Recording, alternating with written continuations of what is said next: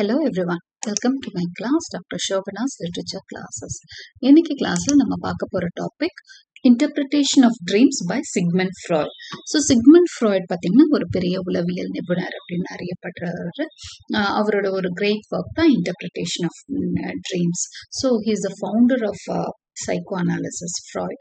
So அவரை பத்தி தான் இன்னைக்கு அவரோட ஒர்க்கான ஒரு லேண்ட்மார்க் ஒர்க்கான interpretation of dreams பத்தி தான் இன்னைக்கு கிளாஸ்ல நம்ம படிக்க போறோம். So Sigmund Freud was born on 6th May 1856 and he died on 23rd September 1939. He was an Austrian neurologist.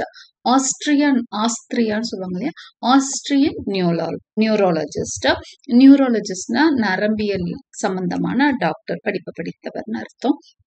And the founder of psychoanalysis, இந்த உளவியல் மனோரீதியான அந்த படிப்பு படித்தவர், மனோரீதியான ட்ரீட்மெண்ட் தர்றதுக்கான படிப்பை படித்தவர். He was born in Moravia, a town in Austria. Austria நாட்டில் மொரேவியான்ற டவுன்ல பிறந்திருக்காரு. He was a medical student in the University of Vienna. Okay, Vienna Medical Universityல படிச்சிருக்கிறாரு. And he established himself as a consulting doctor for psychological disorders. நரம்பியல் சம்பந்தமான doctor இருந்தா கூட psychological டிசார்டர்ஸ்க்கு treat பண்றதுல அவர் ரொம்பவும் புகழ் பெற்றிருந்தாரு. Now we shall get into a small introduction on the book. Sigmund Freud's The Interpretation of Dreams is a landmark work in the field of psychoanalysis. So இந்த உளவியல் சம்பந்தமான அந்த படிப்புல இவரோட இந்த புக்கை ஒரு லேண்ட்மார்க் புக்னு சொல்லுவாங்க. இது மூலமா நிறைய பேர் நிறைய விஷயம், அதை சைக்கோ அனாலிசிஸ் படிக்கிறவங்களுக்கு இது ஒரு முக்கியமான ஒரு புக்கா இருக்குது. This was first published in the year 1899. ஜெர்மன்ல தான் ஃபர்ஸ்ட் பப்ளிஷ் ஆச்சு. ஜெர்மன் லாங்குவேஜ்ல தான், ஜெர்மானியம்னு சொல்லுவோம் இல்லையா, ஜெர்மன் லாங்குவேஜ்ல தான் பப்ளிஷ் ஆச்சு. அதுல அதோட நேம் என்ன, அதாவது அந்த இன்டர்பிரிட்டேஷன் ஆஃப் ட்ரீம்ஸோட நேம் என்ன, எப்படி வெளிவந்தது, எந்த பேர்ல வந்தது அப்படின்னு சொன்னா டை ட்ராம்டவுட்டாங் அப்படின்ற பேர்ல தான் வந்தது. டை ட்ராம்டவுட்டாங்கிற பேர்ல வந்தது. It is one of Freud's most famous and influential books. Okay, so இது ரொம்பவே புகழ்பெற்ற ஒரு புக்கு. உலகம் முழுக்கவே இந்த புக்கை பத்தி நிறைய பேர் படிச்சவங்களுக்கு, அந்த உளவியல் சம்பந்தம் படிக்கிறவங்க எல்லாமே அறிஞ்சிருப்பாங்க. It is a voluminous book with 7 chapters. ரொம்ப பெரிய புக்கு. இதுல 7 chapters இருக்குது.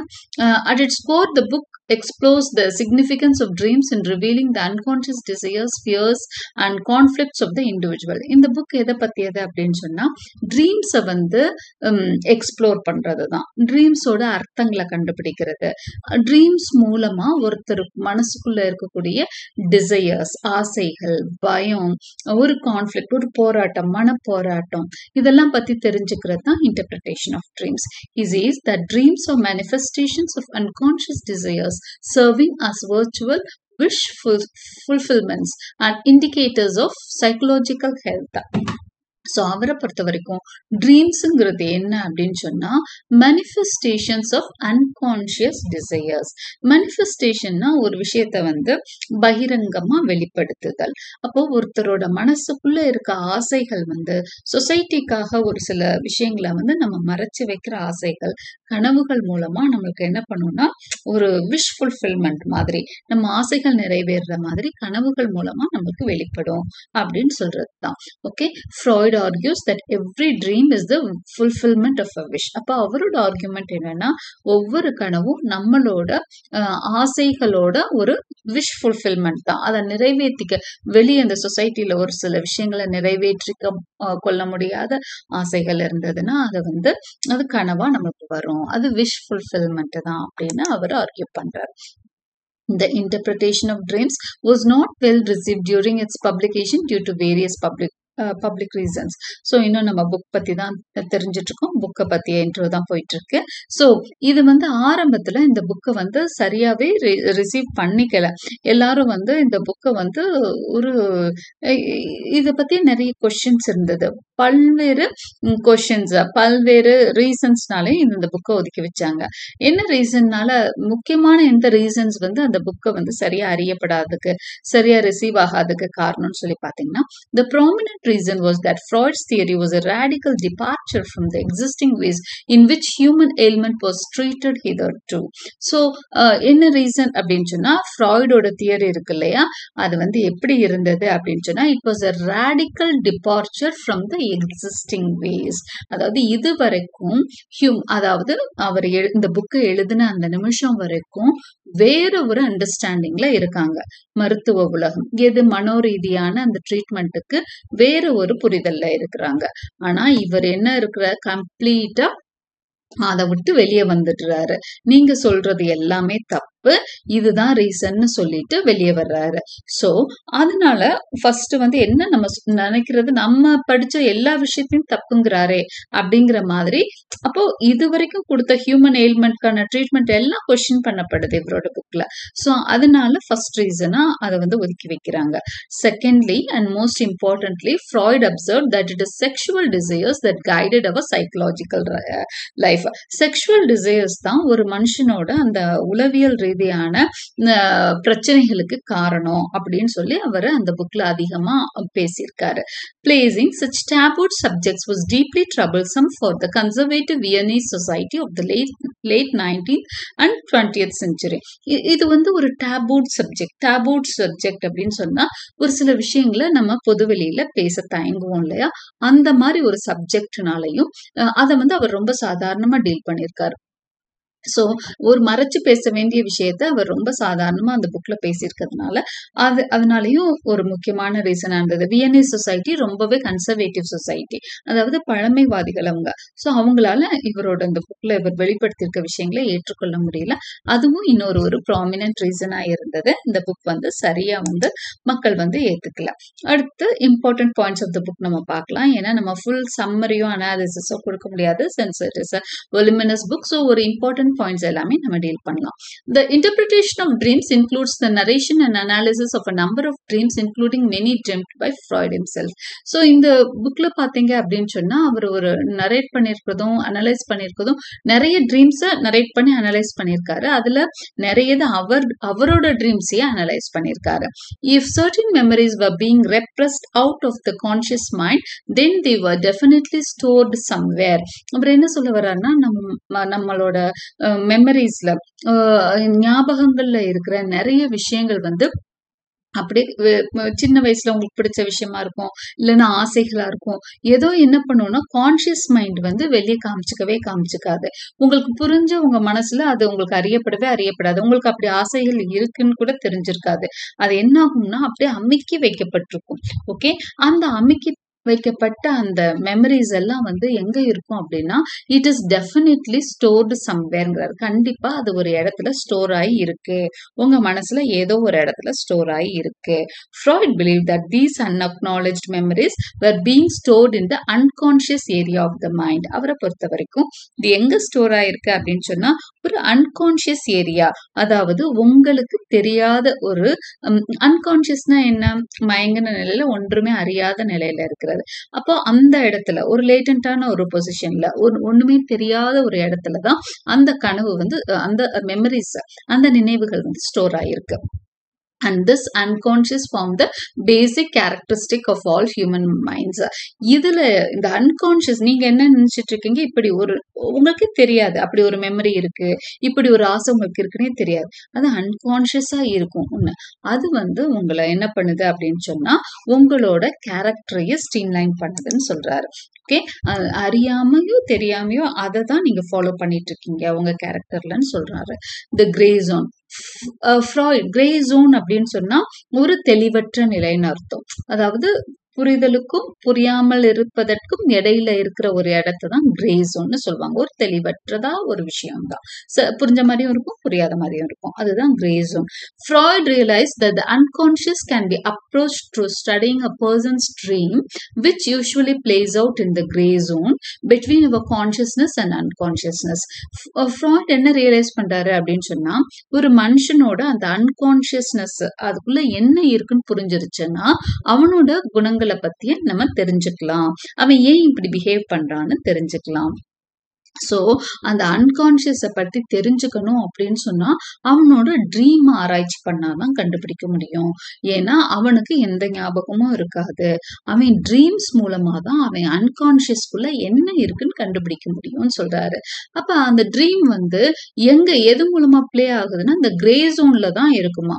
அதாவது கான்ஷியஸ்னஸ்க்கும் அன்கான்ஷியஸ்னஸ்க்கும் இடையில ஒரு கிரே ஜோன் இருக்கும். கான்ஷியஸ்னா உங்களுக்கு புரிஞ்ச ஒரு மெமரி, அன்கான்ஷியஸ்னஸ்னா புரியாத மெமரி. அது ரெண்டுக்கும் இடையில இருக்கதான் கிரே ஜோன். இப்போ when we go to sleep, the boundaries of our conscious are relaxed and a limbo between the conscious and unconscious is exposed. அப்போ நம்ம தூங்க போறப்ப என்ன ஆகுது அப்படின்னு சொன்னா the boundaries of our conscious are relaxed. நம்மளோட அந்த கான்ஷியஸ் மைண்ட் இருக்கு இல்லையா, அந்த கான்ஷியஸ் மைண்ட் எல்லாமே புரிஞ்ச நிலையில இருக்க அந்த மைண்ட் ரிலாக்ஸ் ஆகுது. அப்போ அன்கான்ஷியஸ் எக்ஸ்போஸ் ஆகுது அப்படின்னு சொல்றாரு. And this road to the unconscious leads one to the seat of uninhibited sexual desires, which according to Freud animates all human mental life. இந்த ரோடு தான், அதாவது அன்கான்ஷியஸ்னஸ்க்கு நைட்ல தூங்குறப்போ உங்களோட பவுண்டரி விரிவாகுது. அதாவது சொசைட்டி உங்களுக்கு நிறைய பவுண்டரிஸ் போட்டிருக்கு, நிறைய லிமிட்டேஷன்ஸ் இருக்கு. நீங்க தூங்க போறப்போ அதை எல்லாத்தையும் ரிலாக்ஸ் பண்ணிடுறீங்க. ரிலாக்ஸ் பண்றப்போ அந்த அன்கான்ஷியஸ் மைண்ட்ல இருந்து என்ன ஆகுது அப்படின்னு சொன்னா உங்களோட ஆசைகள், உங்களோட அன்இன்ஹிபிட்டட் செக்ஷுவல் டிசையர்ஸ், அதாவது வெளிவராத அந்த ஆசைகள், செக்ஷுவல் டிசையர்ஸ் எல்லாமே என்ன ஆகும் அப்படின்னு சொன்னா ட்ரீமா வரும் அப்படின்னு சொல்றாரு. which according to Freud animates all human mental life. அதுதான் ஒரு மனுஷனோட ஒரு மனநிலையவே நிர்வகிக்குது, ஆட்டி படைக்குது அப்படின்னு சொல்றாரு. அந்த டிசையர்ஸ், அன்கான்ஷியஸ் மைண்ட்ல இருக்கக்கூடிய அந்த ஆசைகள் மற்ற எல்லாமே அந்த அன்கான்ஷியஸ் ஸ்டேஜ்ல இருக்கக்கூடியதுதான் ஒரு மனுஷனோட குணத்தை முடிவு செய்யுது அப்படின்னு சொல்றாரு. அப்போ அந்த அன்கான்ஷியஸ் மைண்டுக்குள்ள என்ன இருக்குன்னு கண்டுபிடிச்சா ஒரு மனுஷனோட அந்த சைக்கலாஜிக்கல் டிசார்டர்ஸை குணப்படுத்தலாம் அப்படிங்கிறது தான் அவரோட ஆக்சுவலா அவரோட கண்டுபிடிப்பு, உளவியல் ரீதியான கண்டுபிடிப்பு. Dream work. Freud argues that dreams do not transparently mirror the unconscious, but rather reflects them in a distorted form. ஆனா நம்மளுக்கு அவர் என்ன சொல்றாருன்னா அந்த ட்ரீம்ஸ் அந்த அன்கான்ஷியஸ் ஸ்டேஜ்ல இருக்கிற அந்த ஆசைகள் ட்ரீம்ஸ்ல படம் மாதிரி உங்களுக்கு ஒன்றும் விரிய போறதே கிடையாது அப்படின்னு சொல்றாரு. ஓகே, படமா ஒன்றும் விரிய போறது இல்லை, உங்களோட ஆசைகளை அப்படியெல்லாம் கொண்டு காமிக்காது. This it is but it reflects them in a distorted form அப்படின்னு சொல்றாரு. ஆனா அதை எப்படி கொடுக்கணும், ஒரு டிஸ்டார்டட் ஃபார்ம்ல, கிளியரா இல்லாம, இன்கோஹரண்டா, நாட் கிளியர். ஓகே, அங்கங்க சிம்பிள்ஸ் மாதிரி, குறியீடுகள் மாதிரி தான் உங்களுக்கு உங்களோட ஆசைகள் தெரியும். ரொம்ப தெளிவா படம் பிடிச்செல்லாம் ட்ரீம்ஸ் வராது. எப்பவுமே நம்மளுக்கு இருக்க ட்ரீம்ஸ் எல்லாம் பாத்தீங்கன்னா கோஹெரண்டா இருக்காது. நம்மளுக்கே எந்திரிச்சு பாக்குறப்ப என்ன கனவுதுன்ற மாதிரி இருக்கும் இல்லையா. சோ அந்த குறியீடுகள் தான் அந்த மனசோட ஆசைகளை வெளிப்படுத்தும் அப்படின்னு சொல்றாரு. This translation of the unconscious content into the dream is what Freud describes as a dream work. இதுதான் இந்த டிரான்ஸ்லேஷன் அன்கான்ஷியஸ் ஸ்டேஜ்ல இருக்கு இல்லையா, அதை ட்ரீமுக்கு கொண்டு வர்றாங்க இல்லையா, அதுதான் ட்ரீம் ஒர்க் அப்படின்னு சொல்றாரு. Dream work relates to 2 different things. Dream work பத்தி பேசுறப்போ அவர் 2 விஷயங்களை பேசுறாரு. ஒன்னு லேட்டன்ட் கண்டென்ட், இன்னொன்னு மேனிஃபெஸ்ட் கண்டென்ட். லேட்டன்ட் கண்டென்ட்னா என்ன அப்படின்னு சொன்னா உறங்கி கொண்டு இருக்கும் ஒரு விஷயம், அதாவது ஆக்டிவா இல்லாத ஒண்ணுதான் லேட்டன்ட். மேனிஃபெஸ்ட் தான் பகிரங்கமா தன்னை வெளிப்படுத்திக்கிறது மேனிஃபெஸ்ட் கண்டென்ட். இப்போ நம்ம லேட்டன்ட் கண்டென்ட்னு அவர் எதை சொல்றான்னு பார்க்கலாம். It is the unconscious content that underlies a dream and it remains hidden. Hence it remains hidden. It is called as the latent content. அதாவது கனவு வர்றதுக்கு காரணமா இருக்க அந்த அன்கான்ஷியஸ் ஸ்டேஜ் இருக்கு இல்லைங்களா, நான் சொன்னேன் அந்த அன்கான்ஷியஸ் டிசையர்ஸ் எல்லாம் தான் அந்த கனவுக்கான காரணமா இருக்கு. தூங்குறப்போ நம்ம பவுண்டரிஸ் எல்லாம் ரிலாக்ஸ் ஆகுறப்போ அந்த அன்கான்ஷியஸ் மேல வருது அப்படின்னு சொல்றாரு இல்லையா. ஸோ அன்கான்ஷியஸ் ஃப்ரீ ஆகி அப்படியே உங்களுக்கு ட்ரீம்ஸா வருதுன்னு சொல்றாரு. அப்போ இந்த அன்கான்ஷியஸ் கண்டென்ட் இருக்கு இல்லையா, ட்ரீமுக்கு காரணமான அந்த அன்கான்ஷியஸ் கண்டென்ட்டை தான் லேட்டன்ட் கண்டென்ட்னு சொல்றாரு. அது உறங்கிக்கிட்டே இருக்கு இல்லையா, அதனால அது லேட்டன்ட் கண்டென்ட். ஓகே, அது ஹிடனா இருக்கிறதுனால அதை லேட்டன்ட் கண்டென்ட்னு சொல்றாரு. இன்ஆக்டிவா இருக்கிறது எல்லாமே latent. Okay, manifest content na enna? Manifest content is what we register as the dream, which is a distorted version of the latent content. அப்போ இந்த latent contentல இருந்து, அதாவது அந்த unconscious stageல இருந்து கனவா விரிவடையுது பாத்தீங்களா, distorted version. அதாவது ஒரு புரிதல் இல்லாம ஒரு குறியீடுகளா அங்கனும் இங்கனுமா ஒரு சில விஷயங்களை அப்படி அள்ளி தெளிச்ச மாதிரி ஒரு distorted formல ஒரு கனவு வருது. அததான் என்ன சொல்றாருன்னா manifest content சொல்றாரு. உங்களோட ஆசைகள் ட்ரீமா ரெஜிஸ்டர் ஆகுது இல்லையா, அதுதான். அப்ப ஆசைகள் அடியில இருக்கக்கூடிய ஆசைகள் லேட்டன்ட் கண்டென்ட், அந்த கனவு வந்து மேனிஃபெஸ்ட் கண்டென்ட். This transformation, அடுத்தது பாருங்க, this transformation or dream work primarily involves two main processes. அப்ப இந்த dream work நடக்கிறதுக்கு ரெண்டு ப்ராசஸ் நடைபெற வேண்டியிருக்கு. ட்ரீம் வர்றதுக்கு ரெண்டு விதமான விஷயங்கள் வந்து ரெண்டு விதங்கள்ல இந்த ட்ரீம் வந்து வரலாம்னு சொல்றாரு. ஒன்னு கண்டென்சேஷனா இருக்கும், ஒன்னு டிஸ்பிளேஸ்மெண்ட். இந்த ரெண்டுல எந்த வகையில வேணாலும் உங்க கனவு வரலாம்னு சொல்றாரு. சோ அதுக்கு நம்ம போகலாம். அடுத்த இந்த வேர்ட்ஸ்க்கு என்ன மீனிங் பார்க்கலாம். கண்டென்சேஷன்னா என்ன அப்படின்னு சொன்னா, இந்த நீராவி இருக்கு இல்லைங்களா, அதுதான் கண்டென்ஸ்டு வாட்டர் டிராப்லெட்ஸ் அப்படின்னு சொல்லுவோம். நீராவி அப்படிங்கிறது நீரை கொதிக்க வைக்கிறப்போ அது என்ன ஆகும் அப்படின்னு சொன்னா கண்ணுக்கு தெரியாத நீராவியா மாறிடும். அது வந்து அந்த மாய்ஸ்சர் இருக்கும், ஈரப்பதம் இருக்கும். ஆனா அது எப்படி இருக்கும் அப்படின்னு சொன்னா இதா மாறி இருக்கும், ஆவியா மாறி இருக்கும். The images that we see in our dream or something like a kind of shorthand symbol which signifies in a compressed form of a variety of things. Okay, இது என்ன கண்டென்சேஷன்? அப்போ கனவுல எது கண்டென்சேஷன் சொல்றாரு அப்படின்னு சொன்னா, ட்ரீம்ல நம்ம பாக்குறது எல்லாமே ஒரு ஷார்ட் ஹேண்ட் சிம்பிள் மாதிரி. ஷார்ட் ஹேண்ட் சிம்பிள்னா என்ன? ஷார்ட் ஹேண்ட்னா என்ன அப்படின்னு சொன்னா, இந்த ரிப்போர்ட்டர்ஸ் எல்லாம் எழுதுவாங்க பாத்தீங்களா, அந்த சுருக்கெழுத்துன்னு சொல்லுவாங்க. வேக வேகமா எழுதுறதுக்கான குறியீடுகள் வச்சிருப்பாங்க. அந்த குறியீடோட தான் ரிலேட் பண்றாரு. எது அப்படின்னு சொன்னா, நம்ம கனவுல காண்ற ஆப்ஜெக்ட்ஸையோ பர்சன்ஸையோ, கனவுல ஒரு மனுஷனை பார்த்தாலோ ஏதோ ஒரு ஆப்ஜெக்ட் பார்த்தாலோ எல்லாமே ஒரு குறியீடு தான். நம்மளோட ஆழ்மனசின் ஆசைகளின் குறியீடுகள் தான் அவை அப்படிங்கிறார். For example, if one has a crucial exam the next morning and he has fears that he may not reach the center on time, he may dream himself wearing a black hat with a large flattened top.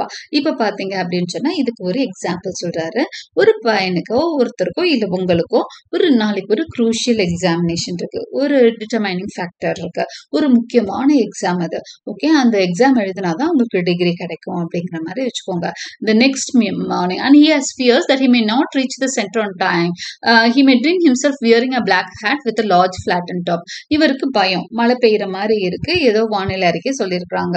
அப்போ அவருக்கு பயமா இருக்கு, நாளைக்கு வந்து கரெக்டான நேரத்துக்கு போக முடியுமா, எக்ஸாம் எழுத போயிட முடியுமா, டைமுக்கு போய் எக்ஸாம் எழுதிருவோமான்னு பயம் இருக்கு. அப்போ அன்னைக்கு நைட் அவனுக்கு என்ன மாதிரி கனவு வரலாம்னு சொல்றாராம். He may dream himself wearing a black hat with a large flattened top. கனவுல என்ன வர வாய்ப்பு இருக்குன்னு சொல்றாரு. ஒரு ஹேட், கருப்பு கலர் ஹேட் போட்டு, ஒரு அந்த ஹேட் எப்படி இருக்குமா, டாப் வந்து ஃபிளாட்டண்டா இருக்க மாதிரி, லாங்கா இருக்கிற மாதிரி ஒரு ஹேட் வந்து அவன் ட்ரீம் பண்ண வாய்ப்பு இருக்கு. So இந்த ட்ரீமுக்கான மீனிங் என்ன? The large hat is a representative of a black umbrella. The large hatக்கு என்ன அர்த்தம்னா black umbrella. அவன் வந்து குடையை பிடிச்சிட்டு, ஏன்னா மழை பெய்யும், அதனால நம்ம குடையை பிடிச்சிட்டு போக வேண்டி இருக்கும் அப்படிங்கிற மாதிரி ஒரு சிம்பிளை தான் அது காமிக்குது, black umbrella. And it also connects to a headgear when one receives a degree. black umbrella மட்டும் கிடையாது, ஒரு headgear, அதாவது டிகிரி வாங்குறப்போ தலையில அணிவாங்க இல்லையா, அந்த கேப்போடையும் அந்த ரிலேட் பண்ணிக்கிறாங்க.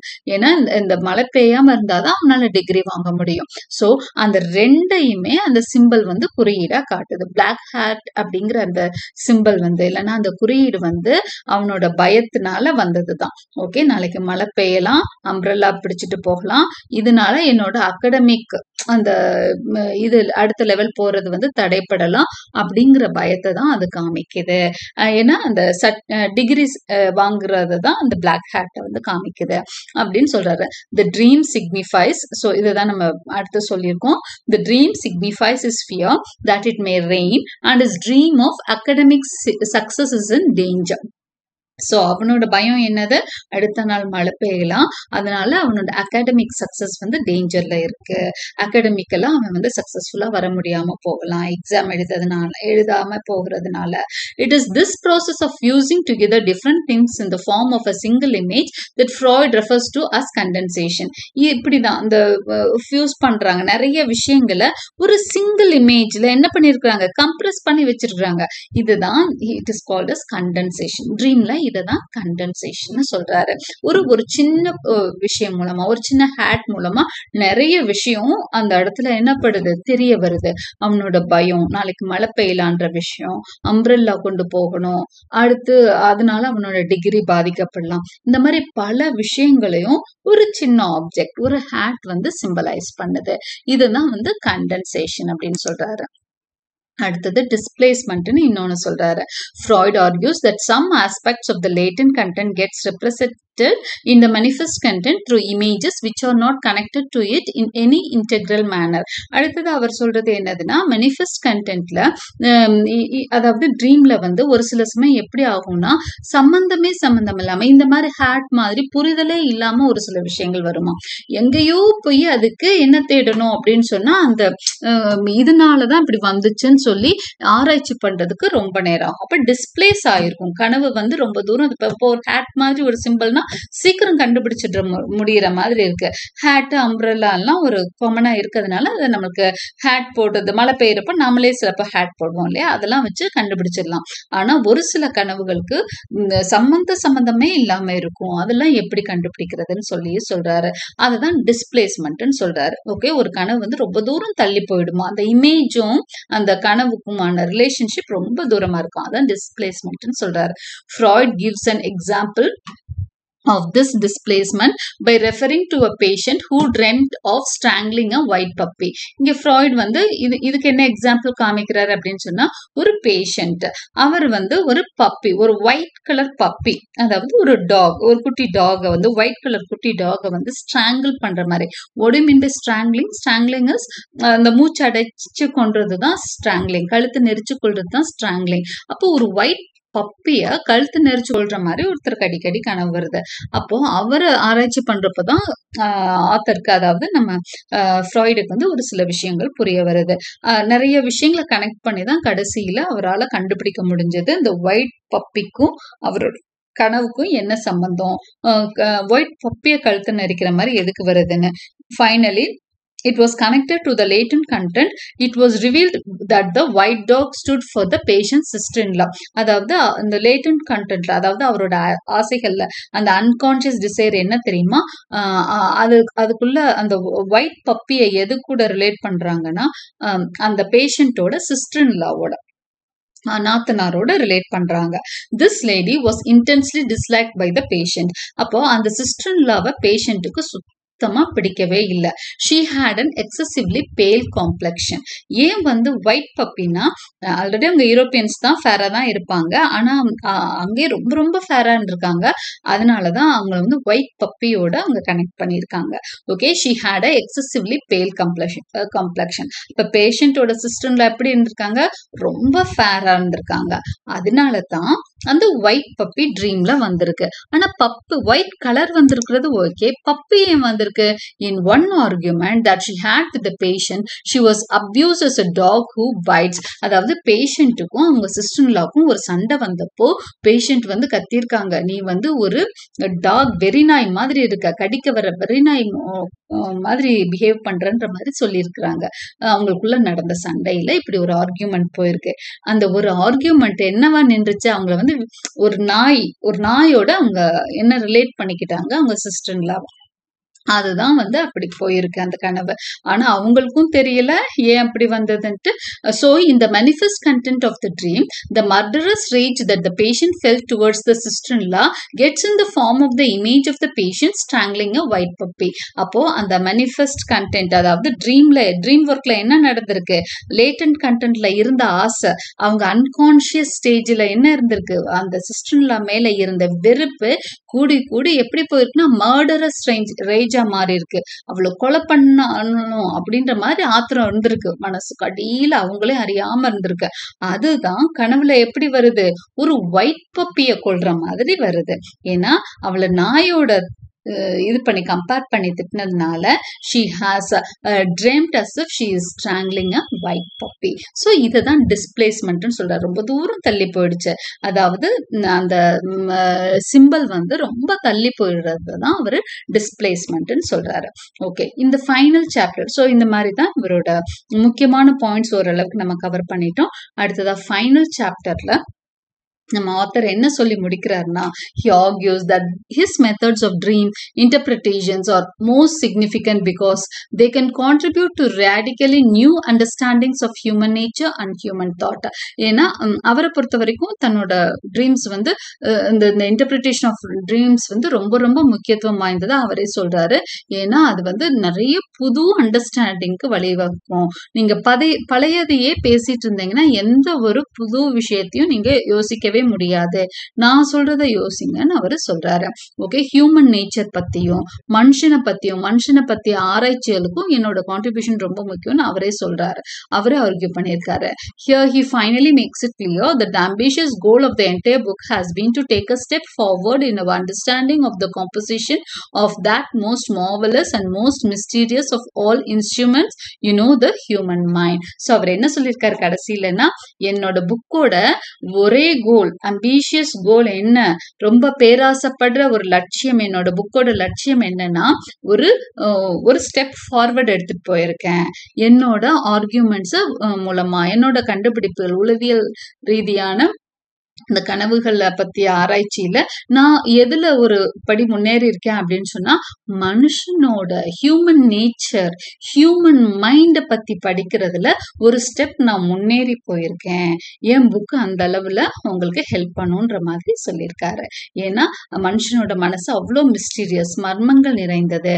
அதை பத்தி தெரிஞ்சுக்க நான் ஒரு ஸ்டெப் எடுத்து வச்சிருக்கேன், ஒரு ஸ்டெப் முன்னாடி போயிருக்கேன் இந்த புக் மூலமா அப்படின்னு அவர் தன்னோட புக் பத்தி தானே ஒரு conclusion கொடுத்திருக்காரு. So with this we come to the end of the explanation of this chapter. இந்த எபிசோட நான் வந்து கன்க்ளூட் பண்றேன். ஏன்னா நான் சொன்னேன் இல்லையா, இட்ஸ் voluminous book, நிறைய பாயிண்ட்ஸ் இருக்கு. நம்மளுக்கு தேவையான விஷயங்கள், கொஞ்சம் முக்கியமான விஷயங்கள் எல்லாமே இந்த எபிசோட்ல பார்த்திருக்கோம். Hope you understood and like my explanation.